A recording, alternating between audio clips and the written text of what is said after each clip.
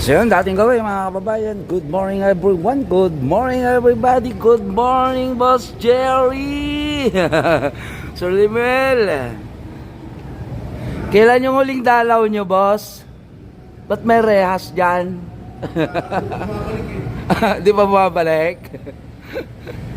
Dating gawin mga kababayan, antay-antay lang po tayo ng sandali. Niloloko lang natin si Sir Jerry Tobera, no, mga kababayan, tsaka si Sir Limuel. Pero nandito po tayo sa may San Andres. Good morning, sir.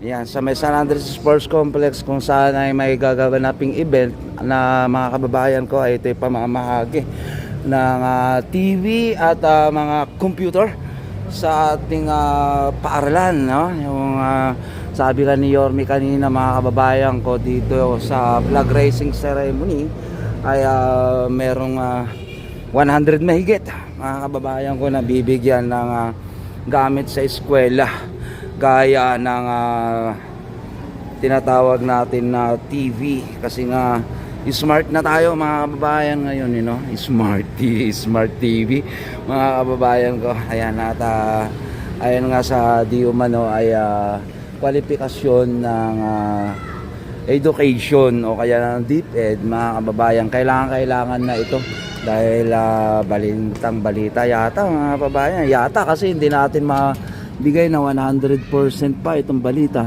Yung hoping, no? Or hoping na matanggal itong K-12 program ng Department of Education para naman na maibsan yung gastos ng mga magulang, mga kababayan kagaya natin na may paparalin pa tayong isa na dadaan ng K-12. No, sayang kasi yung 2 taon mga kababayan ko na igugugol pa ng estudyante. Kung meron naman tayong pamamaraan sa pagtuturo na mas mabilis at mas magaling yung mga estudyante natin, depende sa gagawin ng pamahalaang lungsod at pamahalaan dito sa bansang Pilipinas na para matuto ng mas maayos yung mga kabataan natin. Kagaya din naman po natin yan mga kababayan ko nung araw na tayo po ay hindi na dumaan ng K-12 program pa, no? So parehas lang din naman siguro yung magiging knowledge ng mga kababayan natin, lalo na sa mga susunod na henerasyon. At ika nga mga kababayan ko ay ito yung tinatawag natin na pag-i-enhance sa pagtuturo. Yan, kung kailangan ng gadget dahil sa makabagong henerasyon ngayon, iyan po yung ating masasaksihan ngayong araw. Dito yan sa may San Andres Sports Complex. Yan ang pamamahagi ng gamit sa eskwela. Ayan. At antabay na po kayo dyan mga kababayan. Stay safe po tayo palagi. Standby. Nawala dito si may kaibigan dyan si Yorme Isko mga kababayan. Shout out sa mga nakaputi, smart at mga vlogger. Bambi! How would you like to wish today? Would you like to see Yorme again? Bambi! Yeah. Look at this. Uy, Yeah. 1 million views na doon. Oh, go 1 million views. Tingnan mo Naka to, 1 million tingnan mo views to. na. Very good si Bambi. Bambi, gusto mo, shout out mo si Yorme. Dali. 1, 2, 3. Okay, pupunta si Yorme dito mamaya. Ay, nako. Yes. Ay nako, yes. Excited ka ba mamaya makita mo si Yorme? Yeah. Gusto mo pa picture kay Yorme? Yeah. Okay. Anong message mo kay Yorme? Dali. Ano, Yorme? I love you. Wow, I love you. Yorme! I love you. I love you. Tingnan mo to. Good morning. Pitik pag may time. Good morning. Okay, thank you.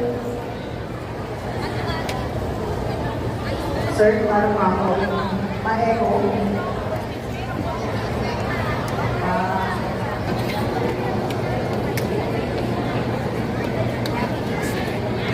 Palakpakan ang ating alkalde ng Maynila, ang ating kagalang-galang at pinakamamahal na mayor ng Maynila, Honorable Isko Moreno Dumagoso.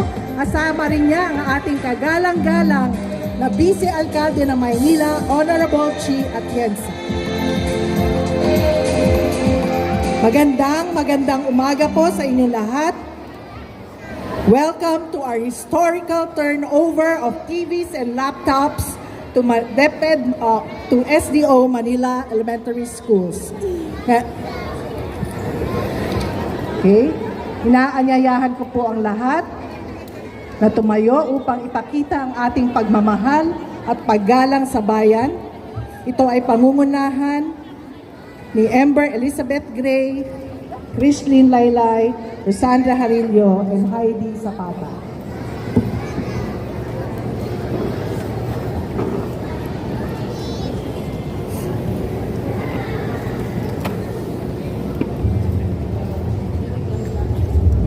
Mga bata, ang pambansang awit ng Pilipinas.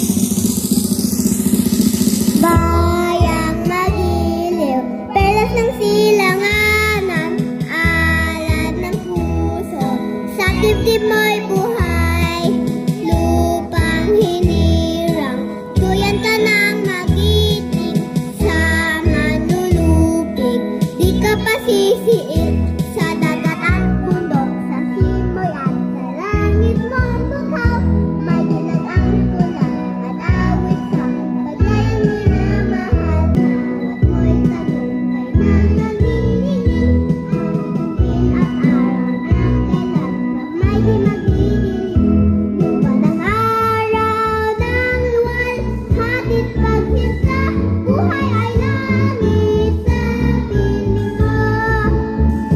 Aming ligaya na pag may mga api ang mamatay ng dahil sa'yo. Ang araw na ito ay puno ng biyaya kaya tayo'y magbibigay pugay sa isang awit panalangin na pangungunahan ni na Alessandra Macaso mula sa Amado Hernandez Elementary School at Pearl Jazz Danosa, isang mag-aaral mula sa Antonio Regidor.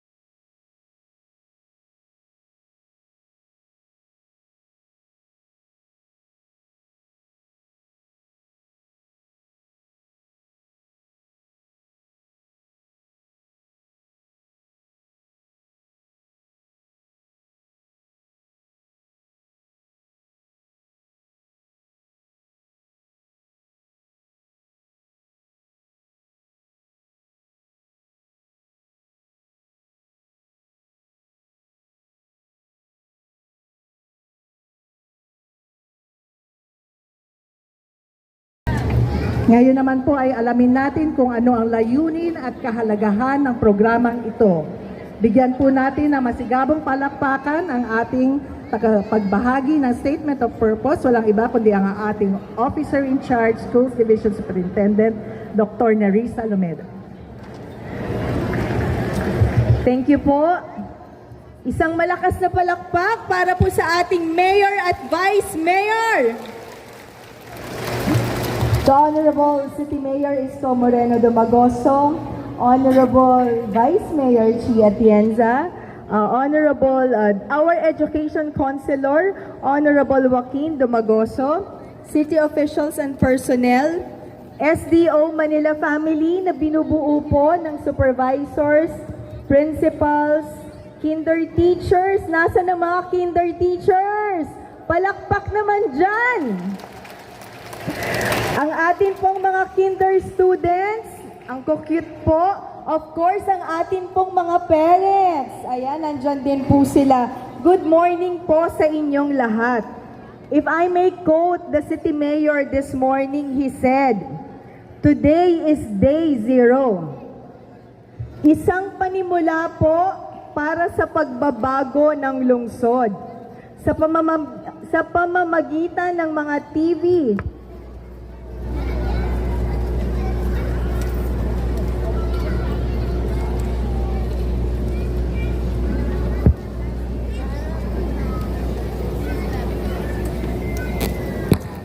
Hello po.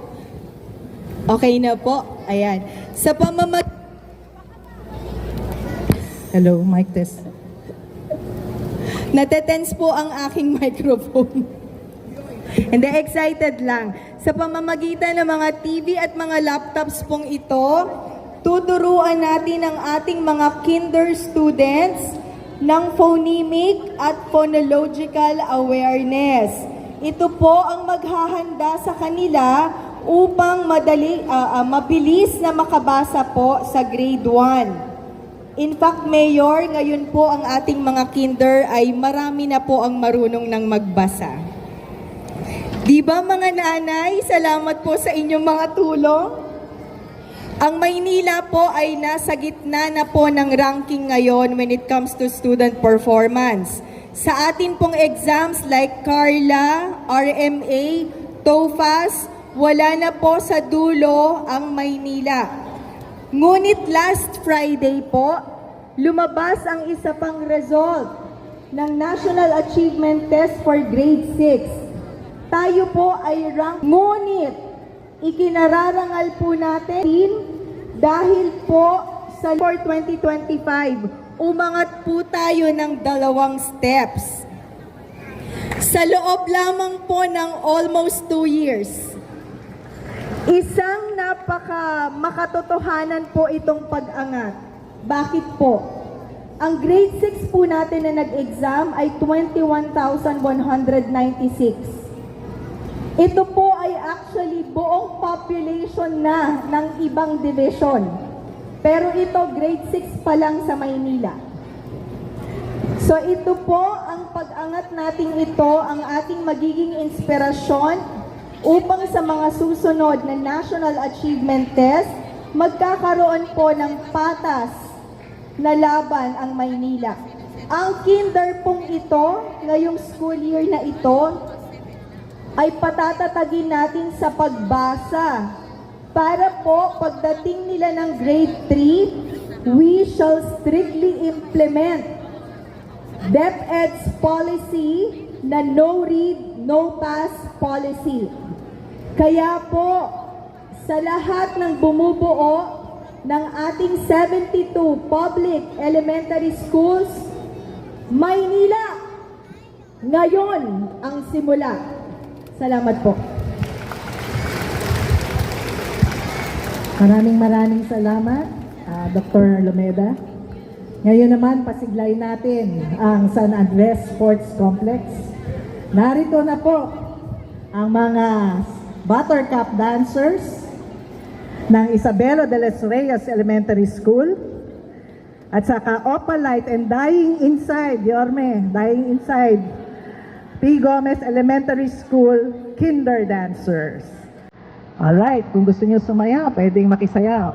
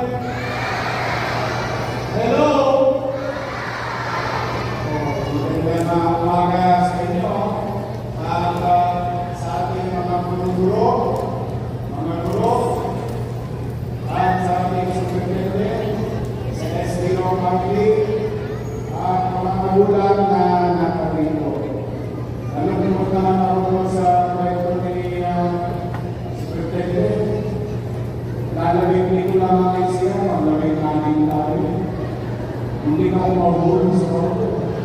Kasi ordi na lang. Pero at least, we have improved 16 to 14. More so, will bring back that prestige to every public students in the city of Manila pagdating ng araw. Katulad, kung maalala ninyo,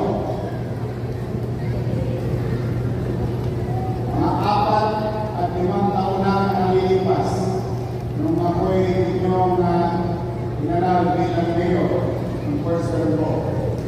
Ang Maynila, ang numero 1, number 1, compliant sa direktiba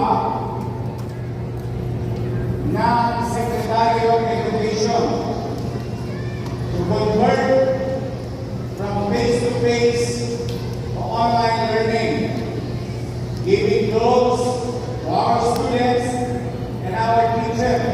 In fact, tayo sa Maynila ang naging modelo ng buong bansa.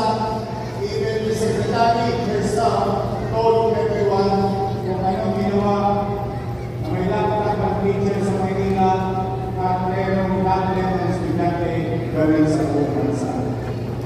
Alam ko sasakit ako na mga nalulungan na naman tayo sa dulo ng malamang. But, let's move on to our lives. And at least, there's so much to improve. No, ako'y muli ninyo pinalik. May halos isang linggo pa lang.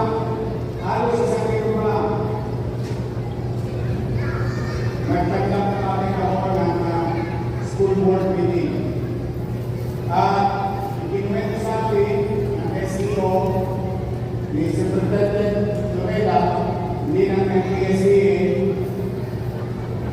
para makilala sa buhay natin yung panggulo lang yun. Ikinuwento ni Ma'am Loreda yung backlog sa ating tools and equipment sa loob ng classroom, particular ang kinder at grade 1. Napakalaki ng backlog. Pinipinan ko, tuyo yung balon. Tuyo, literal. Ngayon ninyo. But, what is the aside?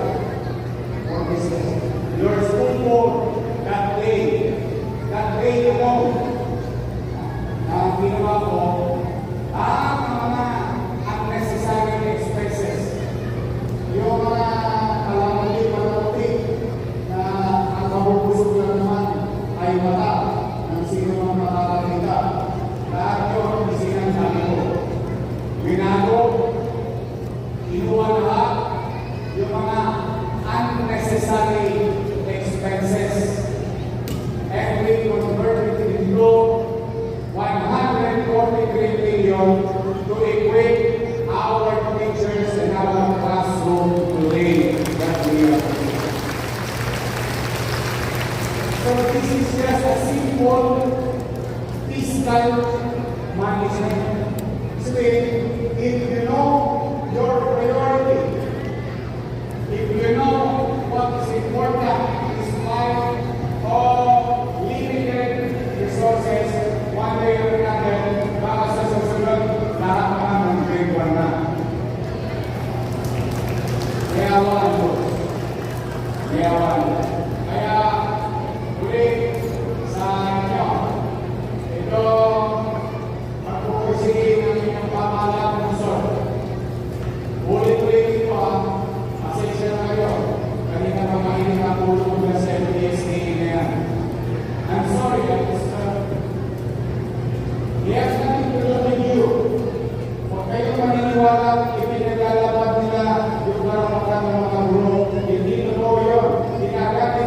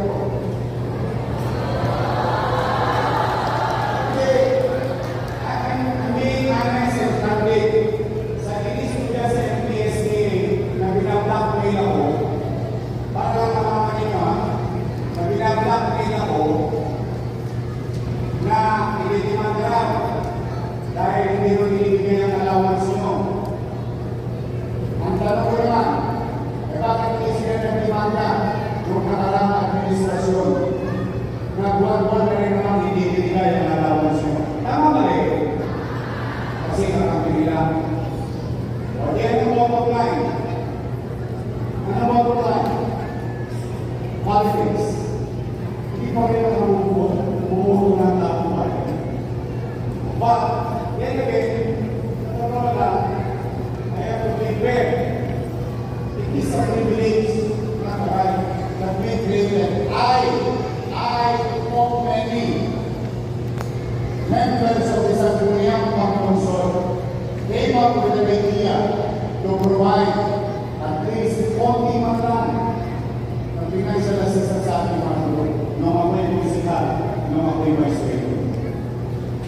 Now, ano ang nagawa? Sakit na sakit. Napapulirang po tayo. Buti nga lang, may plano ako. Kaya pumagaling hindi ang sugat. Tapos, nung nag-iisip na ako sa araw, kung bakit sabi ko masyado nung maliit yung hindi sa teacher. Sabi ko kay Paul, pag-hindi mo nga yung video, para tayo makalat sa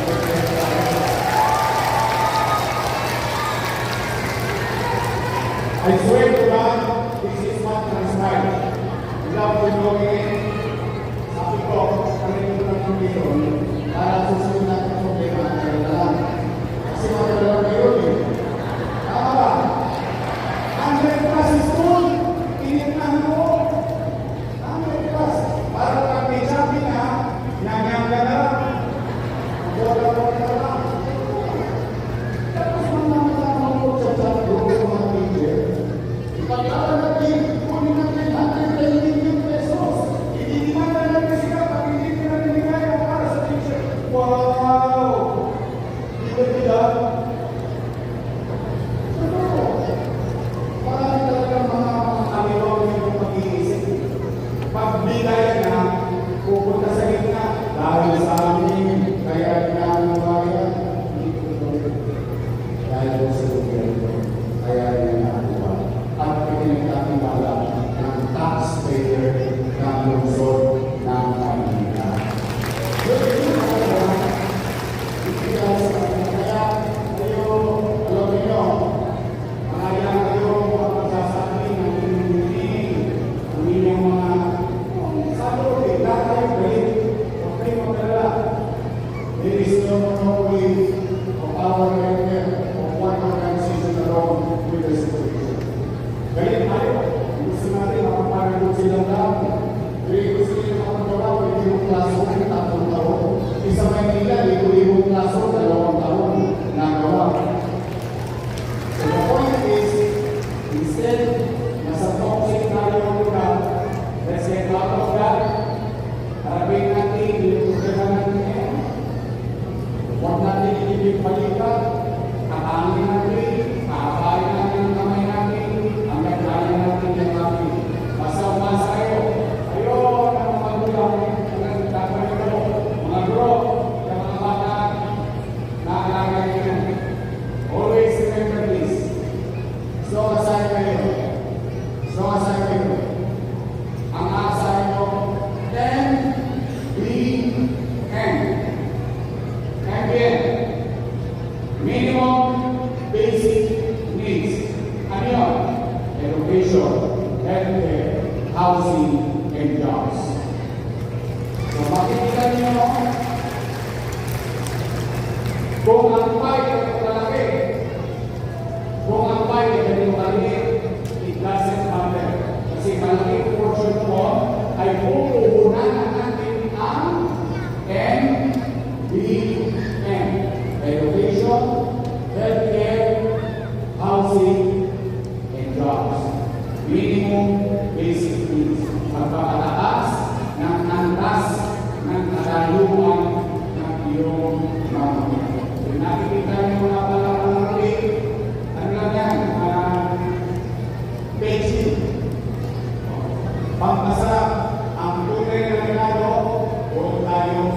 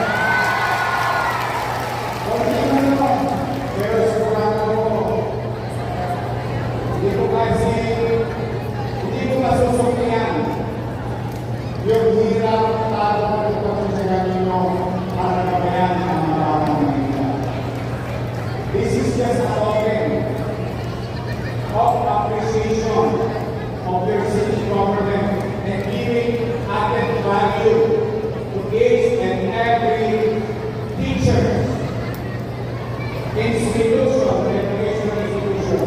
This is our showing of proof that we prioritize this segment in public service. Kaya po mga nanay, mga tatay, mga kagero, sa kayo ninyo ang mga anak, malay ninyo, may mag-mayor din yan. Kaya bakit nangyari sa akin, pwede rin mangyari sa kanila. Ako, full-blooded product of public education system. Daycare, ang tawag namin, Tulman Center. Doon ako natin. Rosario, meron ang kailangan dito. Rosario, Almario, Elementary School. High school naman, high school.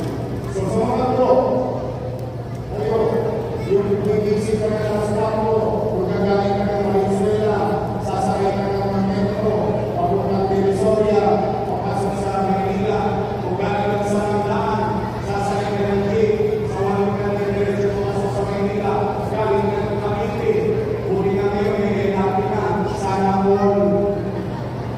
Kasi pag-kailangan ka sa pag-isip ng teacher, tapos mamamahan pa kayo, tapos delay ang declaration na walang pasok.